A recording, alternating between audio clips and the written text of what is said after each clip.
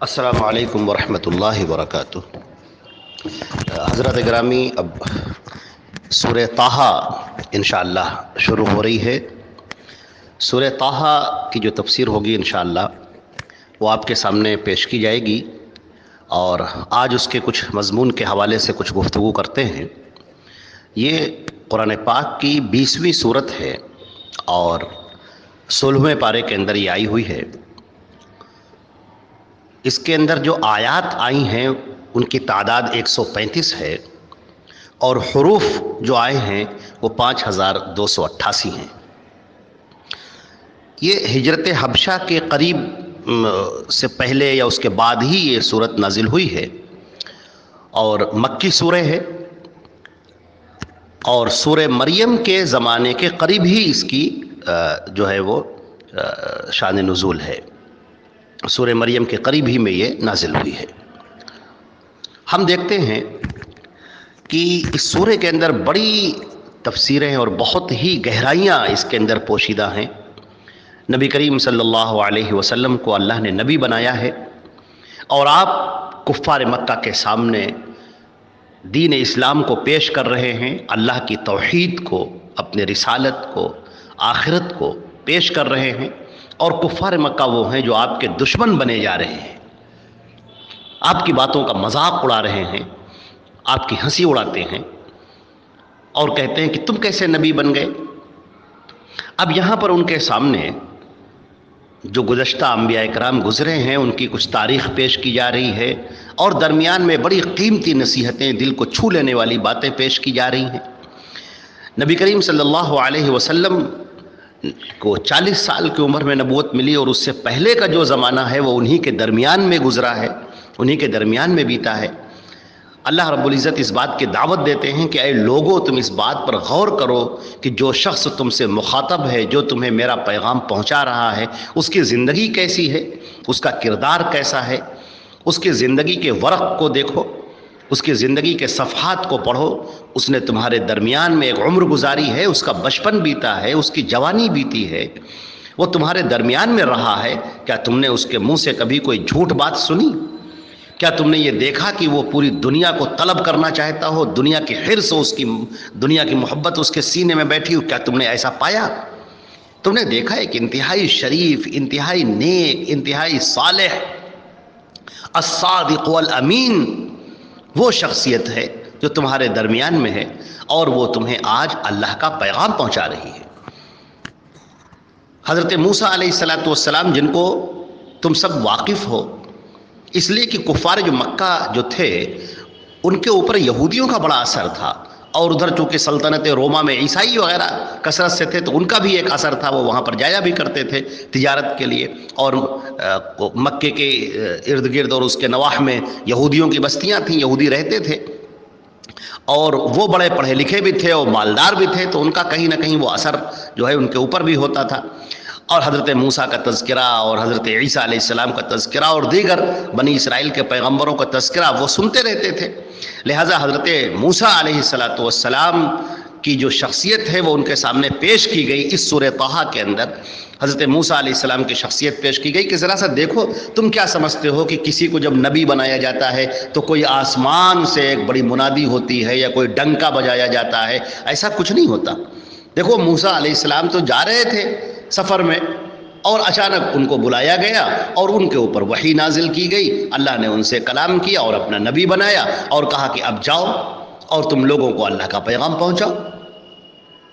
تو اسی طریقے سے حضرت نبی کریم صلی اللہ علیہ وسلم اپنے غار میں بیٹھے ہوئے تھے، اچانک فرشتہ آتا ہے اور ان کے سامنے اللہ کی وحی کو پیش کرتا ہے۔ اب ان کے اوپر یہ ذمہ داری دے دی گئی کہ اب تم جاؤ اور اللہ کا پیغام لوگوں کے سامنے پہنچاؤ۔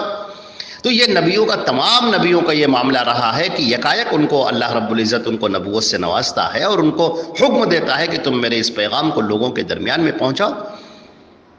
اور نبی کون ہوگا یہ فیصلہ اللہ کرتا ہے، یہ فیصلہ لوگ نہیں کرتے ہیں۔ لوگ جس کو چاہتے ہوں گے یہ نبی بن جائے، وہ نبی نہیں بنتا، بلکہ اللہ جس کو چاہتا ہے اس کو نبی بناتا ہے۔ اس میں انسان کی اپنی خواہش کا کوئی دخل نہیں ہے، یا اسی طرح انسانوں کی خواہش کا اس میں کوئی دخل نہیں ہے، بلکہ اللہ رب العزت اللہ اعلم حیث یجعل رسالتہ، اللہ خوب بہتر جانتا ہے کہ کس کو رسول بنایا جائے، کس کو نبی بنایا جائے۔ اب حضرت موسیٰ علیہ السلام اس زمانے میں جو سب سے طاقتور شخصیت تھی، فرعون، جس کی حکومت تھی، اقتدار تھا، سلطنت تھی، اس کے سامنے حکم ہوتا ہے کہ جاؤ تم فرعون کو نصیحت کرو،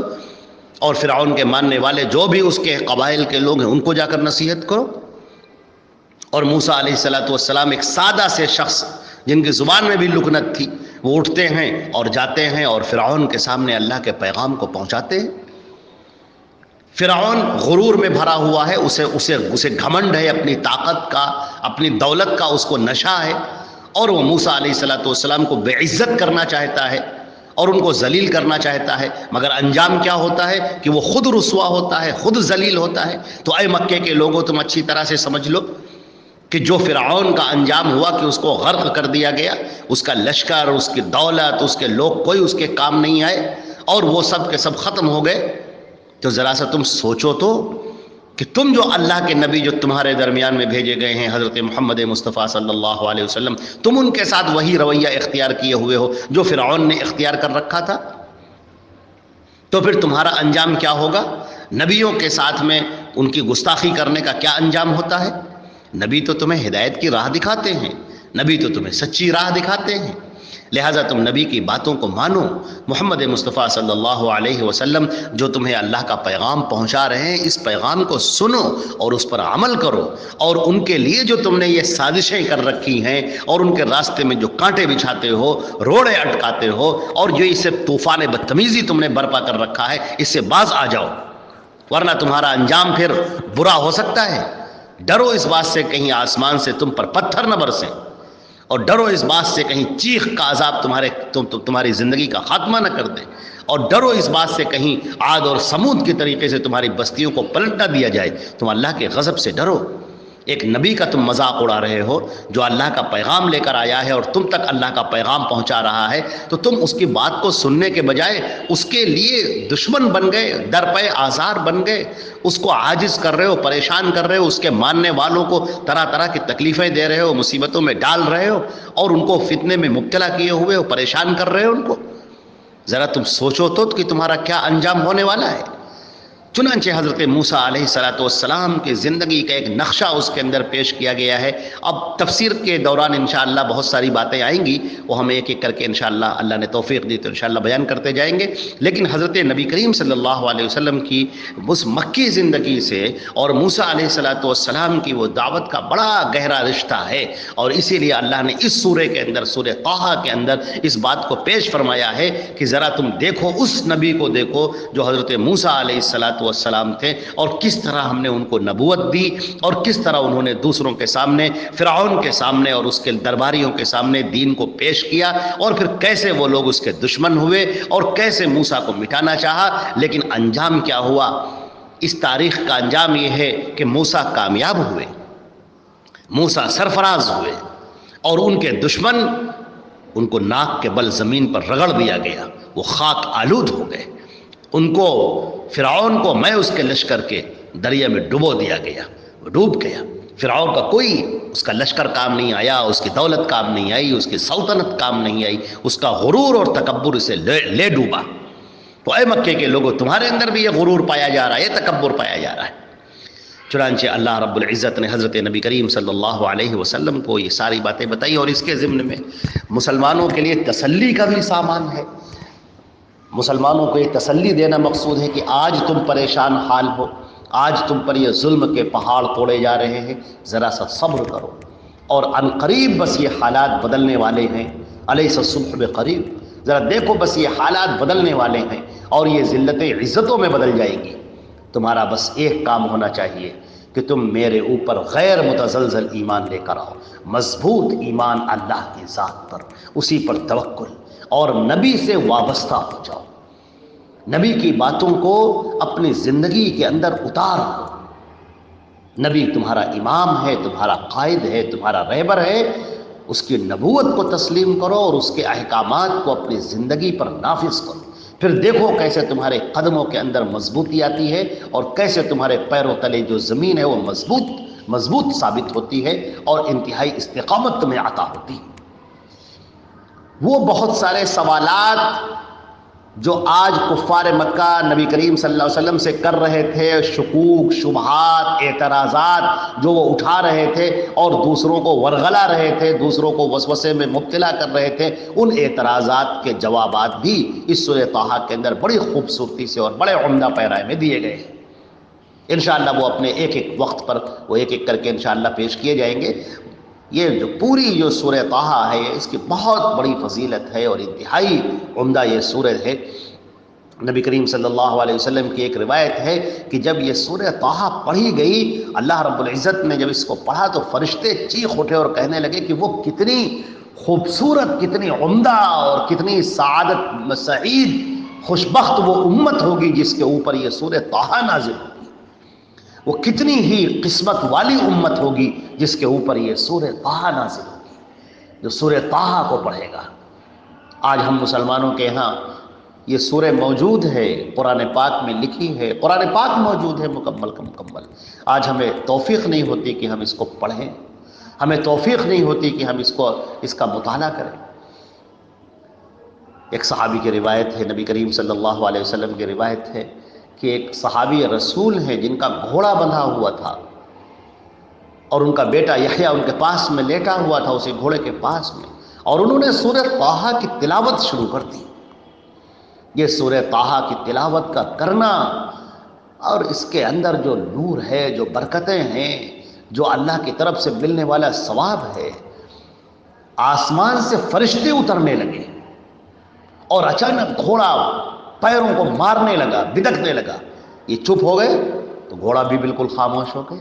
پھر انہوں نے سورہ طٰہٰ پڑھنی شروع کی، پھر وہ بدکنے لگا، پھر خاموش ہو گئے، پھر وہ چپ ہو گئے۔ اچانک انہوں نے نظر اٹھا کر دیکھا تو آسمان میں کچھ ایک قندیل جیسی کئی قندیلیں جلتی ہوئی شمع کی طریقے سے ایک روشنی گول گول دائرے میں وہ ان کو آسمان پر نظر آئی، جو اڑتی چلی جا رہی تھی اوپر کی طرف۔ صحابہ رسول حضرت نبی کریم صلی اللہ علیہ وسلم کے خدمت میں حاضر ہوتے ہیں اور ان سے دریافت کرتے ہیں کہ اللہ کے رسول، کل میرے ساتھ یہ عجیب واقعہ ہوا کہ میں سورہ طٰہٰ کی تلاوت کر رہا تھا کہ اچانک گھوڑا میرا بدکنے لگا، جب میں خاموش ہو جاتا تو وہ بھی خاموش ہو جاتا، اور جب میں پڑھنا شروع کرتا تو بدکنے لگتا تھا۔ مجھے ڈر ہوا کہ کہیں میرے بیٹے یحییٰ کو کچل نہ دے، اس لیے میں نے اسے بند کر دیا، اور میں نے نظر اٹھائی تو میں نے کیا دیکھا کہ بڑی تیز روشنیاں سی ہیں، کئی قندیلوں کی سی روشنی ہے اور وہ اوپر اٹھتی جا رہی ہے۔ نبی کریم صلی اللہ علیہ وسلم نے فرمایا کہ یہ فرشتے تھے، یہ فرشتے تھے جو سورہ طٰہٰ کی محبت میں کھنچے ہوئے چلے آ رہے تھے۔ اگر تم لگاتار اس کو پڑھتے رہتے اور رکتے نہیں تو وہ فرشتے زمین پر اتر آتے۔ اس سورہ کی انتہائی فضیلت ہے، انتہائی فضیلت ہے۔ اس سورہ طٰہٰ کا خاص رشتہ ہے، اللہ رب العزت کے کلام ہے، یہ پورا قرآن اللہ کا کلام ہے، سورہ طٰہٰ بھی اللہ کا کلام ہے۔ اللہ رب العزت اپنے بندے سے مخاطب ہو رہا ہے، اس کے اندر علم کا ایک سمندر ہے اور دلوں کے اندر اترتی ہوئی باتیں ہیں، بندہ اللہ کے قریب ہوتا چلا جاتا ہے۔ یہ قرآن پاک کی ایسی صفت ہے کہ جیسے چمبک ہوتا ہے جو لوہے کو، جو میگنیٹ ہوتا ہے جو لوہے کو اپنی طرف کھینچ لیتا ہے، اسی طرح یہ قرآن پاک ہے جو لوگوں کے دلوں کو، ذہنوں کو اپنی طرف کھینچ لیتا ہے، بشرطے کہ انسان اخلاص کے ساتھ، محبت کے ساتھ، ایمان کے ساتھ اللہ کے رضا کو حاصل کرنے کے لیے اس قرآن پاک کی تلاوت کرے، تدبر کرے، اس کے آیات کو پڑھے، اس کے ترجمے کو پڑھے، اس کی تفسیر کو سنے، قرآن پاک سے ہم آہنگ ہو جائیں۔ یہ اللہ کا کلام ہے جو ہمارے ہدایت کے لیے نازل ہوا ہے۔ آج ہم کس قدر دور ہو گئے ہیں۔ آپ ذرا سا دیکھیں کہ ہمارے علاقے میں یا کوئی جگہ پر کوئی شخص اگر بیمار ہوتا ہے، ڈاکٹر کے پاس جاتا ہے، ڈاکٹر اس کو نسخہ لکھ کر دیتا ہے تو وہ کیا کرتا ہے؟ اس نسخے پر عمل کرتا ہے، دوائیاں لے کر آتا ہے، خریدتا ہے، دوائیاں لاتا ہے، پھر کھاتا ہے، صحت یاب ہو جاتا ہے۔ ایسا تو نہیں کرتا کہ نسخے کو بند کر کے رکھ دے کہیں پر یا دیوار کے اوپر ٹانگ دے۔ یہ قرآن پاک نسخہ شفا ہے ہمارے لیے، ہمارے دلوں کا، ہمارے زخموں کا علاج ہے، یہ ہمارے جو درد ہیں ان کا مرہم ہے،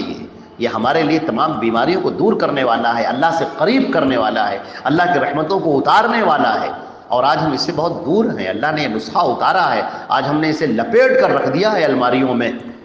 اسی طریقے سے دیواروں پر ہم چپکائے ہوئے ہیں، بس عمل نہیں کرتے، عمل سے ہم بہت دور ہو چکے ہیں۔ اسی کا نتیجہ ہے کہ طرح طرح کی پریشانیاں، مصیبتیں، بلائیں، ابتلا، آزمائش، سب میں ہم گرفتار ہیں۔ اللہ رب العزت ہمیں اپنی زندگی کو بہتر بنانے کی توفیق عطا فرمائے، اور اس سورے سے ہم کو ہم آہنگ فرمائے، اور اس کے معنی اور مطالب پر ہم غور کریں اور سمجھیں، اور اس کو اپنی زندگی میں اتاریں۔ والسلام علیکم ورحمۃ اللہ وبرکاتہ۔